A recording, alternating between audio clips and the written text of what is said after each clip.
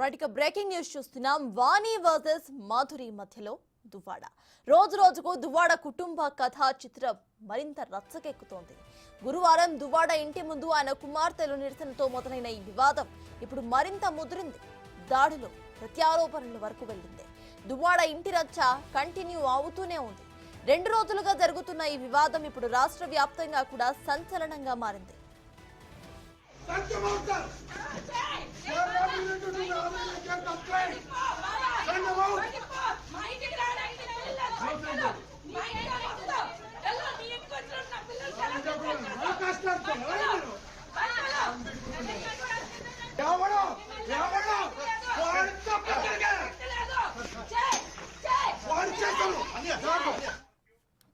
రెండు రోజుల క్రితం దువ్వాడ ఇంటి ముందు ఆయన కుమార్తెలు ఆందోళన చేయగా ఇప్పుడు ఆయన భార్య వాణి వంతొచ్చింది. అర్ధరాత్రి దువ్వాడ ఇంటికి పెద్ద కుమార్తె హైందవితో కలిసి వాణి వెళ్లారు. ఇంట్లోకి వెళ్లే ప్రయత్నం చేశారు. దీంతో అక్కడున్న వారిని అడ్డుకోవడంతో ఉద్రిక్తత నెలకొంది. దువ్వాడ బయటకు రావాలంటూ రాత్రంతా కూడా వాణి అక్కడే బైఠాయించి నిరసన చేపట్టారు. వేరే మహిళతో ఉంటూ తమ గౌరవాన్ని, రాజకీయ జీవితాన్ని మంటగలిపారని మండిపడ్డారు ఆమె. అక్కడికి చేరడం వల్ల మేము ఇబ్బంది అవుతున్నాము. ఇన్నాళ్ళు ఏ ఎఫ్ఐఆర్ ఉందో ఏటుందో మేము ఆయన గొడవలు పడుతున్నప్పటికీ మేము ఆయన పేరెంట్స్ దగ్గర పలాసలో ఉండడం జరిగింది. ఎలక్షన్ ముందు ఆయన ఇక్కడికి రావడం జరిగింది. అప్పటి నుండి ఇక్కడే ఆవిడ ఉంటుంది అనేది మేము వింటున్నాము. ఆవిడ ఏంటంటే వీడియోలు తీసి పెట్టడం, చాలా తప్పుడుగా బిహేవ్ చేయడం. ఇప్పటికీ ఆవిడకి నాకు తెలిసిన 3 మ్యారేజెస్ కూడా అయ్యాయి. అలానే ఆవిడ ఇల్లీగల్ అఫైర్సే కాకుండా ఆవిడ వృత్తే అది చాలా దారుణంగా దాని మీద పబ్బం గడుపుకునే డబ్బులు గడించుకునే తత్వం ఆవిడ. కాబట్టి మేము కూడా ఇమీడియట్గా అలాంటి పనులు ఇక్కడ చేస్తే మా లైఫ్లు డ్యామేజ్ అవుతాయని ఒక ఆలోచనతోనే పిల్లలు నేను వెళ్ళి అక్కడ వాళ్ళ ఫాదర్తో మాట్లాడదామని చెప్పడం జరిగింది. అయినా ఆయన బయటికి రాకుండా లోపల ఉండిపోయి పిల్లలకు రోడ్డు మీద పెట్టడం జరిగిందండి. దీన్ని ఎట్టి పరిస్థితుల్లో పిల్లలు కానీ నేను కానీ ఆపేది లేదు. ఎందుకంటే ఇది ఆయన సొంతూరు కాదు. ఇది నా ఫాదర్ రాఘారావు గారి నుండి మేము పొలిటికల్గా, మా తాత లక్ష్మీపతి గారి నుండి మేము ఇక్కడ రాజకీయాలు చేస్తున్నాము. 100 ఎకరాల ఆస్తులు అమ్ముకొని మేము విలువలతో ఉన్నాము. మాలాంటి ఫ్యామిలీలోనే ఇలాంటి డ్యామేజ్ జరిగితే నా పిల్లల భవిష్యత్తు పోదు. కాబట్టి ఎట్టి పరిస్థితుల్లో దీనికి ఒక ఎండ్ పాయింట్ వచ్చినంత వరకు మాత్రం మేము ఆగేది లేదండి. దువ్వాడ వస్తూనే భార్య వాణిపై పరుష పదజాలంతో పేట్రేగిపోయారు. తిట్ల దండకంతో, బూతు పురాణంతో రెచ్చిపోయారు ఆయన. గ్రానైట్ రాడ్తో ఆమెపై దాడికి ప్రయత్నించారు. ఇరు వర్గాల మోహరింపుతో పరిస్థితి తీవ్ర ఉద్రిక్తతకు దారితీసింది. కాగా ఇంట్లోకి బలవంతంగా వచ్చే ప్రయత్నం చేశారంటూ వాణి కుమార్తెలపై దువ్వాడ ఫిర్యాదు చేశారు. తనపై దాడి చేశారంటూ వాణి కంప్లైంట్ చేశారు.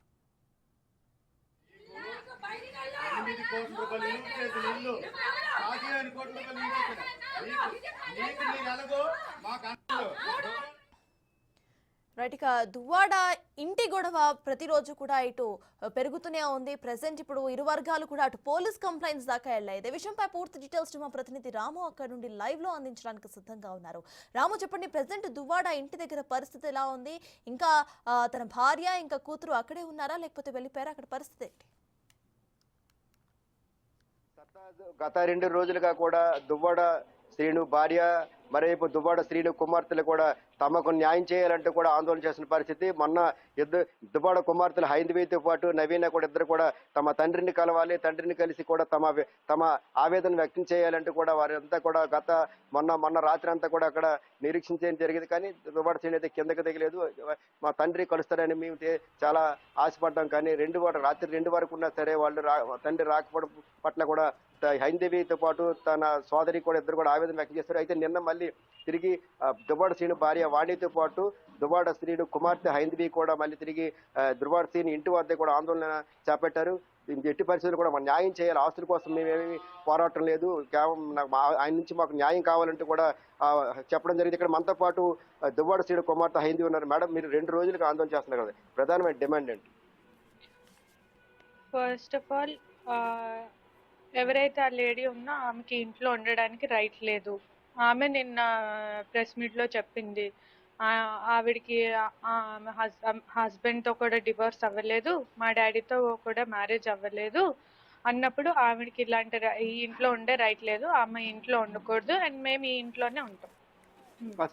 ఆవిడ కేవలం అసత్య ఆరోపణలు చేస్తున్నారు, వాళ్ళకి నాకు సంబంధం లేదు, కేవలం రాజకీయ లబ్ధి కోసం చేస్తున్నారంటూ కూడా ఆవిడ ఆరోపణ చేసింది మీ మీద, మీ తల్లి మీద. అసత్య ఆరోపణలు చేశాము అంటే మా దగ్గర ప్రూఫ్స్ ఉన్నాయి. తను మా డాడీతో ఏమేమి చాట్ చేస్తుందో, తను మా డాడీకి ఎలాంటి మెసేజ్లు పెట్టిందో నా దగ్గర ప్రూఫ్స్ ఉన్నాయి. నేను కావాలంటే ఆ ప్రూఫ్స్ కూడా ఇస్తాను. మేడం ప్రధానంగా డిమాండ్ ఏంటి? ఇప్పుడు మీ నాన్నగారి దగ్గర మీరు ఏం ఆశిస్తున్నారు? మా డాడీతో ఉండాలనుకుంటున్నాం, కానీ ఆయన మాత్రం మమ్మల్ని యాక్సెప్ట్ చేయట్లేదు.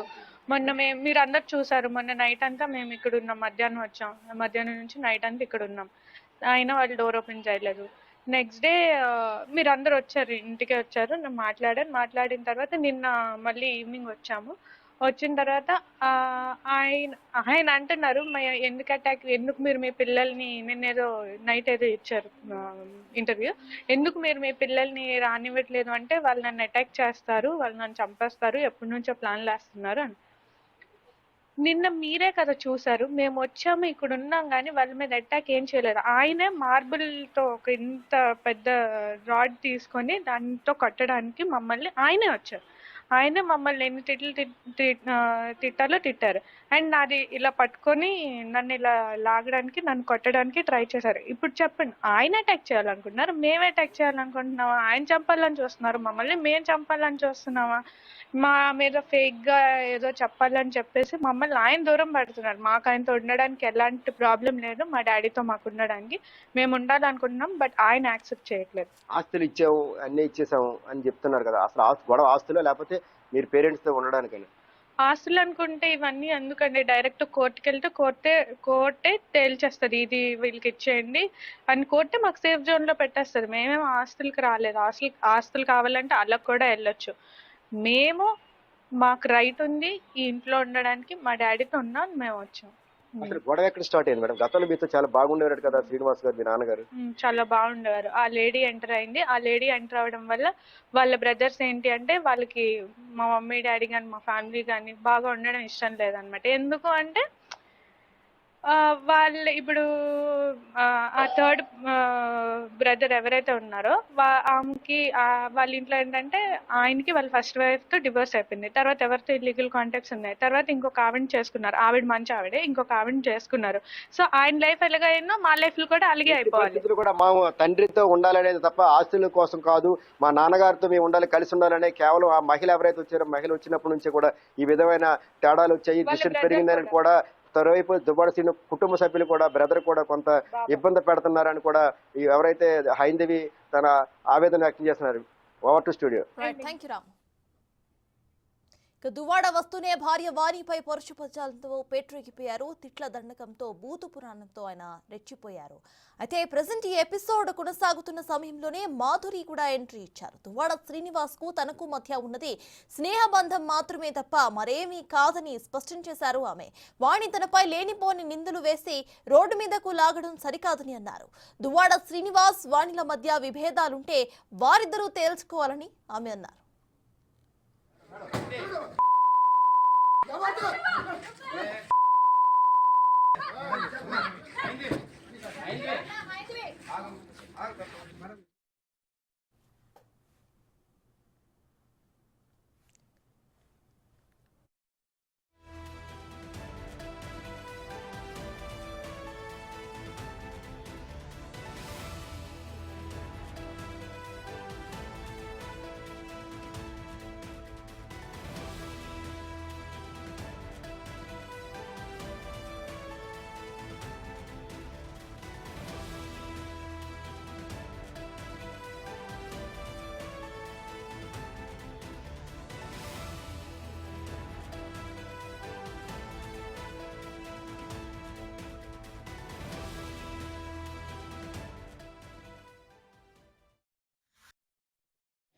కేవలం ఇదంతా రాజకీయ లబ్ధి కోసం దువ్వాడి వాణి గారు చేసిన అంత నాటకం. ఇదంతా వాళ్ళ ఫ్యామిలీని నేను ట్రాప్ చేయడం కాదు, ఆవిడే నన్ను ట్రాప్ చేసి నన్ను ఇరికించి నా ద్వారా నన్ను ఒక పావుగా చూపించి టికెట్ పొందడానికి ప్లాన్ చేశారు. అది ఫెయిల్ అవ్వడంతో ఇప్పుడు రోడ్లెక్కి నానా గందరగోళం చేసి ఫాల్స్ ఎలిగేషన్స్ చేస్తున్నారు. ఆవిడ చేసిన ఎలిగేషన్స్ అన్నీ అవాస్తవం, దేంట్లో కూడా వాస్తవం లేదు. కలుద్దామంటే మాధురి ఆపేస్తుందంటే 10 మంది వస్తే నేను ఆపేయగలను, నేను ఒక్కదాన్ని ఏం చేయగలనండి? వాళ్ళు అంతమంది వస్తే అది ఫ్యామిలీ మ్యాటర్ అండి. వాళ్ళ ఫాదర్తో కావాలంటే వాళ్ళ ఫాదర్తో మాట్లాడుకోమనండి, నాకేంటి సంబంధం? ఇందులో నన్ను లాగాల్సిన అవసరం ఏంటుంది? మీ ఫ్యామిలీకి ఏదైనా ఇష్యూ ఉంటే మీ ఫ్యామిలీతో మీరు చూసుకోండి, అంతేగాని నన్ను నా ఫ్యామిలీని బయటకు లాగొద్దు. ఏ సంబంధం లేకుండా లేకున్నా సంబంధం ఉందని క్రియేట్ చేసిన వ్యక్తి దువ్వాడ వాణి. ఇలా సంబంధం ఉందని క్రియేట్ చేసి